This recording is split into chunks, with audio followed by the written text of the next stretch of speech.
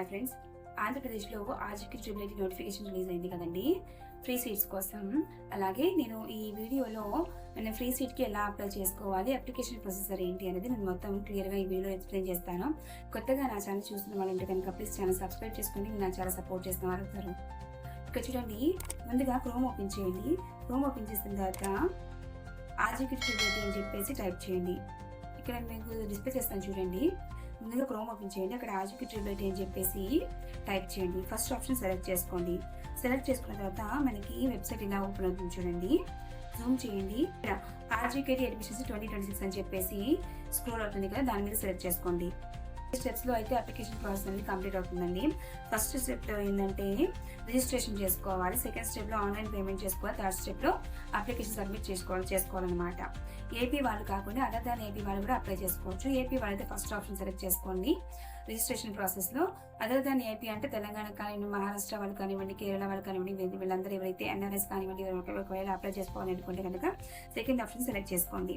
ఇదిగోండి, నేను register AP students అని చెప్పేసి టైప్ చేస్తున్నాను. రిజిస్టర్ ఏపీ స్టూడెంట్ అనేటువంటి ఆప్షన్ సెలెక్ట్ చేసుకుంటున్నాను, ఎందుకంటే మనం ఏపీ వాళ్ళం కాబట్టి. సెలెక్ట్ చేసుకున్నాక మనకి వెబ్సైట్ ఇలా ఓపెన్ అవుతుందండి.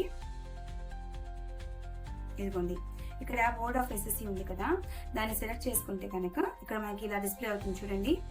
ఏపీఎస్ఎస్సి అనే ఆప్షన్ సెలెక్ట్ చేసుకోండి. తర్వాత 10th class hall ticket number enter చేయండి. తర్వాత student name date of birth as per SSC certificate లో ఎలా అయితే ఉంటుందో అలాగే ఎంటర్ చేయండి. తర్వాత హాల్ టికెట్ నెంబర్ ఎంటర్ చేయండి. ఇక్కడ రిజర్వేషన్ కేటగిరీ వాళ్ళు ఉంటారు కదండి, మీరు ఏ కేటగిరీ అంటే ఎస్సీ ఎస్టీ బీసీ బీసీఈ వీళ్ళందరూ ఉన్నారు కదా, ఎకనామికల్ వీకర్ సెక్షన్, మీరు ఏ కేటగిరీ వాళ్ళైతే ఆ కేటగిరీ కింద మీరు సెలెక్ట్ చేసుకోండి. తర్వాత మొబైల్ నెంబర్ ఎంటర్ చేయండి. ఇక్కడ మనకి ఈమెయిల్ ఐడి ఉంది కదా, సో మీ ఈమెయిల్ ఐడి ఎంటర్ చేయండి. తర్వాత క్యాప్చ్ కోడ్ ఎంటర్ చేసి సబ్మిట్ చేయండి. నెక్స్ట్ స్టెప్ మీకు ఆన్లైన్ పేమెంట్లోకి వెళ్తుంది అనమాట. ఆన్లైన్ వాళ్ళు మీకు అంటే అప్లికేషన్ ఫీ కింద 400 రూపీస్ అనేది తీసుకుంటున్నారు.